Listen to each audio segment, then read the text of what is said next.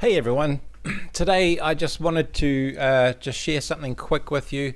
This is not so much a diagnostic in-depth, but what I have found could be very useful to a lot of people.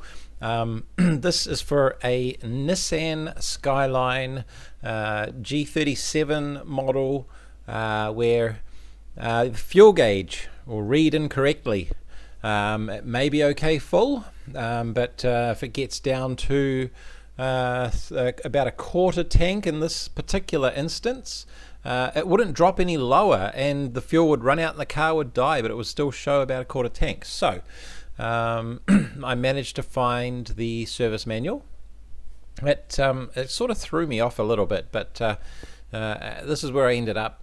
This is a 2013 Skyline coupe, and the way the fuel sender's set up is there's two in the tank, and we've got them represented here, and we've got two signal wires that go to what they call the unified meter and AC amp. Now that little box takes a lot of signals, including like shift position and wheel speed and all sorts, and sends it over CAN bus to the gauges that you look on the dashboard. So the earlier models of Skyline, don't quote me, I think G35 or something, the earlier ones of that shape, the fuel senders went straight to the instrument cluster. Now they had really bad issues with solder joints,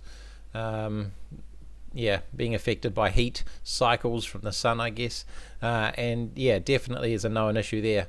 This one I couldn't find so much info on, so I went for the service manual and did the step-by-step.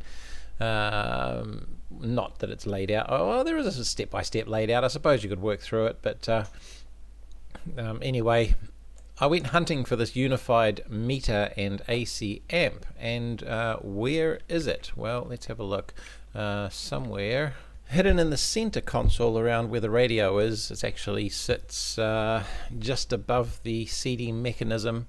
So this is just a rough, you'll have a panel like this with a bunch of knobs and buttons, and then above that you've got your video screen, which I don't think I've got showing, but you remove the LCD and in the center of the dash there, and then you'll find this box here which has your CD mech and is the whole radio basically set up, and then there's a little white plastic box that sits on top of that, and that is our unified meter and AC amp.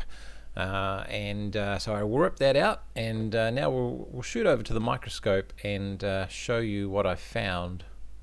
And what you will remove above the radio system is this little white box here. This is what we're after, and a couple of plugs on the back. Now if you do manage to find the service manual, it will tell you that pin 42, which the new numbering system carries on over from one up here over to this plug here, it's the top left is 41, and then the next one along the top is 42. So we'll go and have a look at where that goes. So if we have a look at the connector from down on the top, we've got pin 42, as I said, was the second one in, which comes down to here, and then it travels to these two resistors. And I thought, that solder joint on the end of this one looked a bit funny, but I couldn't, if I push on it, it didn't budge, it didn't move, but it just looked like it had a line along it. But that's fine, it appears to be solid, but I am going to resolder those anyway. It's going to need it given its age and what have you. And then I was looking side on at these other resistors up the top here, and I thought, oh, that looks a bit strange. If we zoom in down on here, what do you reckon?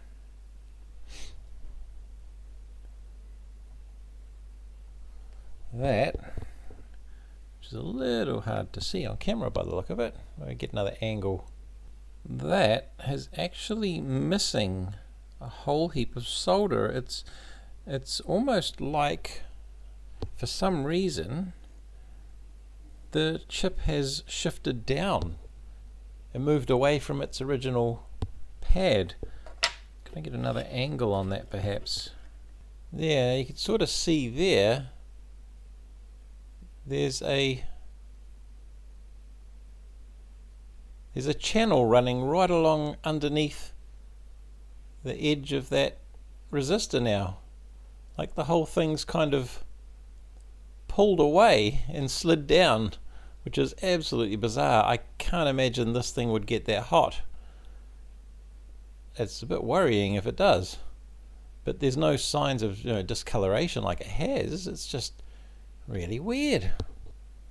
Yeah, there you go. That's better. If I zoom out a bit, you get better light on the thing. Crazy, isn't it? So there's the problem, and all you need to do is just resolder that. But I would highly recommend you resolder every single one of those resistors on there. Absolutely. And what else have we got on this board? There is some more over here too, but they look okay. Actually look pretty good. Some diodes, another resistor there. It's almost like, for some reason, the ones in that plane, like there's a certain plane on the back of the instrument cluster of the earlier models that fail, and it's only the resistors that sit in that plane. Like there's some sort of board flex going on perhaps as well, which doesn't become an issue for anything mounted in the other direction. But yeah, really happy to find that, because this one's been a real head scratcher for the guy trying to solve it. So we shall touch up a lot of these components and send it on its way, but I'd say that would do it. So hopefully, if you own a Skyline, or you know someone who does, that's got a real issue with fuel level accuracy, that could be the way to go. Thanks for watching.